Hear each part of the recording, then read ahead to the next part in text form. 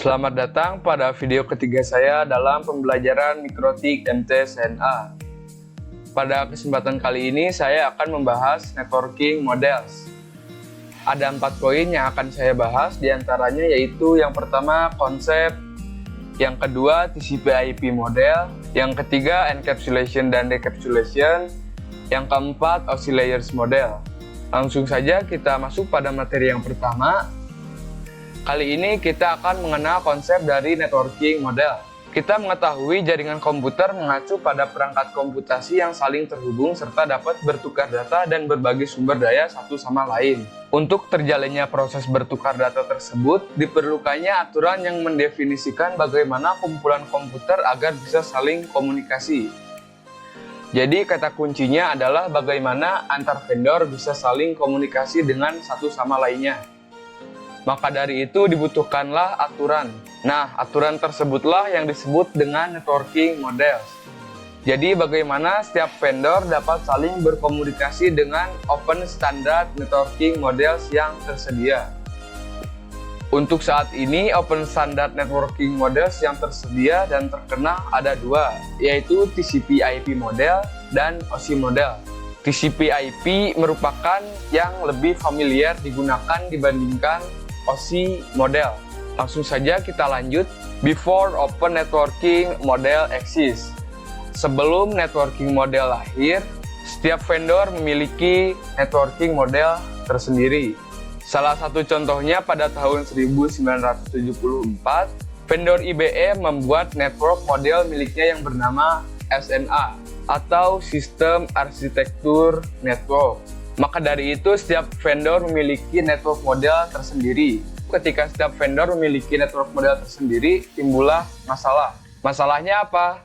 Nah, masalahnya jika di suatu jaringan komputer itu kan terdiri dari beberapa vendor, maka akan kesulitan untuk menghubungkan antar vendor karena mereka semua memiliki networking model sendiri-sendiri. Maka dari itu datanglah open networking model, yaitu pembuka agar setiap vendor dapat saling komunikasi dan bertujuan untuk menjembatani antar vendor tersebut.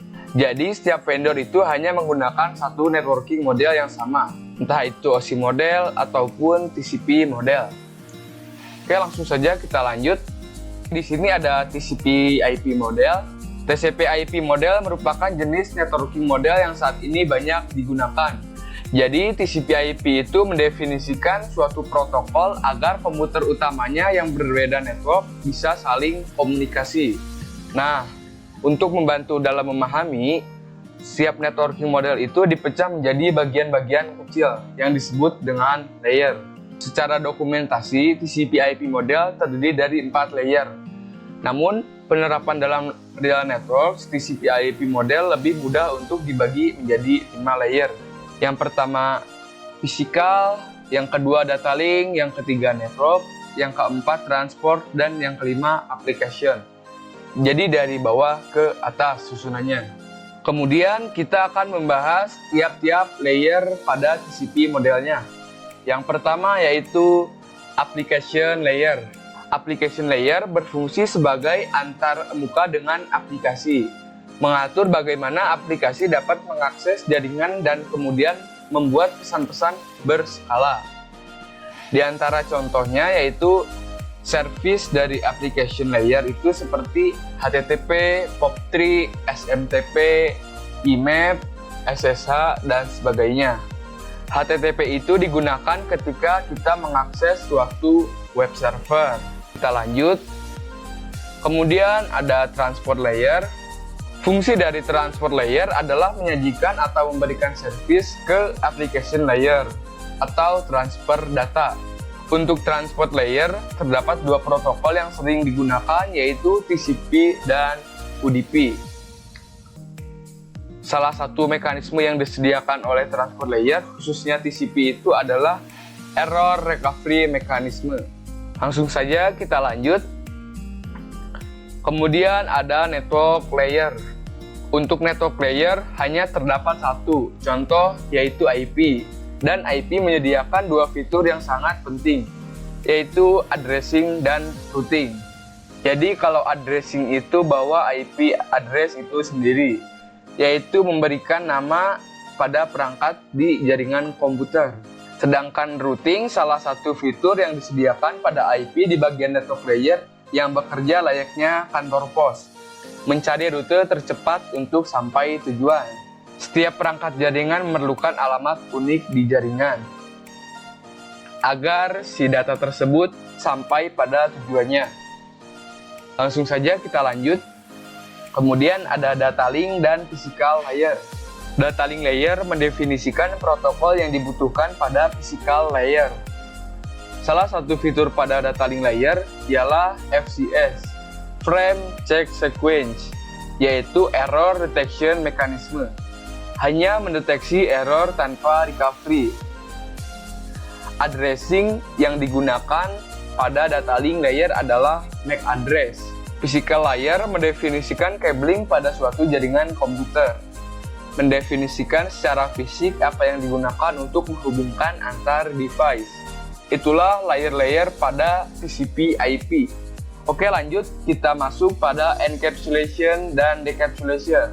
Encapsulation itu proses membungkus data dengan header pada data di setiap layernya. Adapun decapsulation maka itu sebaliknya, yaitu membuka data. Jadi sistematikanya seperti ini. Ini merupakan application, ini transport, ini network, dan ini physical. Jadi misalkan kita mengirimkan data dari layer application, akan mengirimkan datanya ke transport. Nah, di transport ini akan diberikan TCP. Namanya yaitu TCP header. Di sini disebut yaitu segmen. Kemudian dari sini dikirimkan ke layer network. Pada layer network akan ditambahkan yang namanya IP. Pada sesi ini disebut juga IP paket. Kemudian dikirimkan lagi pada physical. Nah, di sini ditambahkan TCP header dan TCP Tyler atau kepala dan ekor.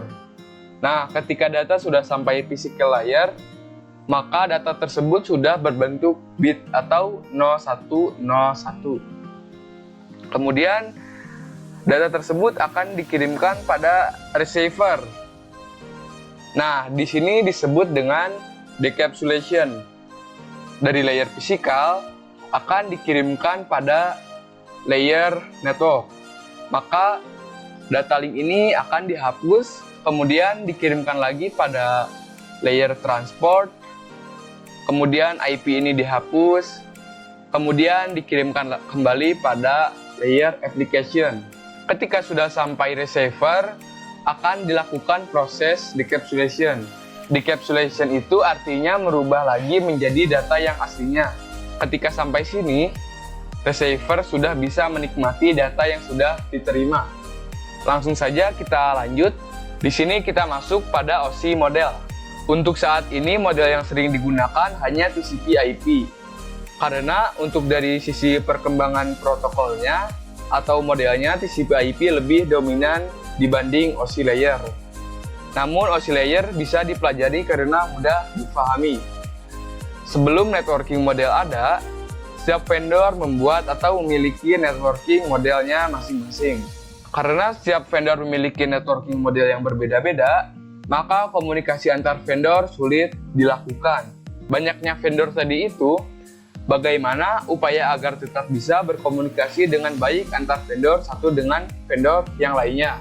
Oleh karena itu, dibuatlah sebuah model atau sebuah standar atau spesifikasi minimum oleh ISO atau International Organization for Standardization pada tahun 1984, yaitu dengan nama OSI, Open System Interconnection, atau bisa juga disebut OSI 7 Layer Model. Jadi OSI layer ini memiliki 7 layer. Oke, langsung saja kita lanjut. Untuk 7 layer pada OSI layer yaitu yang pertama physical, data link, network, transport, session, presentation, dan application. Untuk layer 5-7 berkaitan dengan bagaimana data itu mengalir, sedangkan dari layer 1 hingga layer 4 berkaitan dengan user interface, data formatting, dan communication session.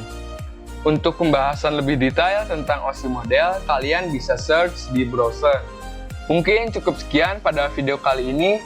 Mohon maaf bila ada yang kurang dimengerti. Sampai jumpa pada video selanjutnya.